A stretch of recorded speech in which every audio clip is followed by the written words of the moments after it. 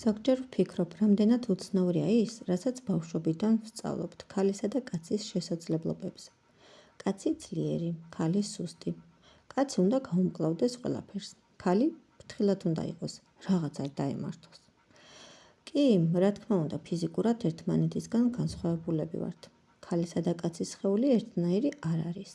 არსებობს განსხვავებები აღნაგობაში, კუნთოვან მასაში, ძალაში. და ეს ბუნებრივი მოცემულობაა.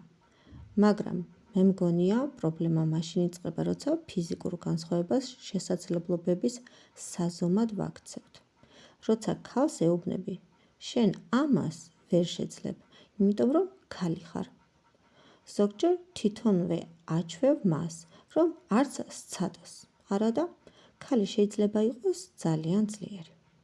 არა იმიტომ, რომ კაცს უნდა დაემსგავსოს, არამედ იმიტომ, რომ ქალის სხეულსაც აქვს თავისი შესაძლებლობები. თავისი გამძლეობა და თავისი ძალა. აი მაგალითად ამ მატრას რომ მარტო ვადრევ მეორე სართულზე, ალბათ ბევრ ადამიანს გაუჩნდება კითხვა რანაირად აკეთებს ამას.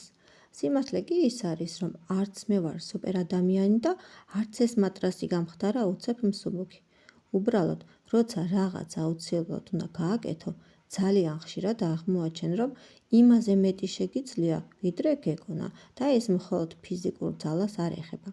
ქალები ყოველდღე ვაკეთებთ უამრავ რამეს, რასაც შეიძლება ვერც კი ვამჩნევთ. ვუვლით სხვებს, ვმუშაობთ, ვზრუნავთ, ვქმნით, ვსწავლობთ, ვიღებთ გადაწყვეტილებებს, ვაგვარებთ პრობლემებს. და ამას იმდენად ჩვეულებრივად მივიჩნევთ, რომ საკუთარ ძალას ვეღარც კი ვხედავთ. ზოგჯერ ისიც მიფიქრია, რომ კაცობრიობის ისტორიაში რელიგიისა და ტრადიციების სახელით შექმნილი ბევრი წესი ქალის შესაძლებლობების შეზღუდვას ემსახურებოდა, მაგრამ ამას რელიგიასთან ბრძოლის მიზნით არ ვამბობ.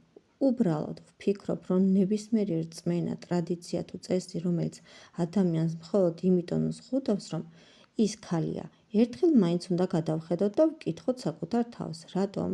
და ყველაზე საინტერესო იცით რა არის? ხანდახან მგონია, რომ ქალების ყველაზე მკაცრი შემფასებლები თავად ქალები ვართ.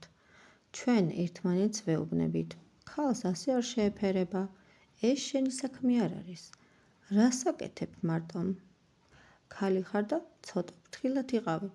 იქნებ ერთმანეთის შეზღუდვის ნაცვლად, ერთმანეთის შესაძლებლობების დანახვა ვისწავლოთ. იმიტომ რომ ქალი არ არის სუსტი, მხოლოდ იმიტომ რომ ქალია და არც ყველაფრის კეთება არის აუცილებელი იმის დასამტკიცებლად, რომ ძლიერი ხარ. მაგრამ თუ ქალს რაღაცის გაკეთება შეუძლია, რატომ უნდა ვუთხრათ, რომ არ შეუძლია? ზოგჯერ უბრალოდ უნდა მივცეთ საკუთარ თავსაც და ერთმანეთს უფლება ვცადოთ და შეიძლება გზად აღმოვაჩინოთ, რომ შეუძლებელი ბევრად ნაკლები ყოფილა, ვიდრე გვეგონა.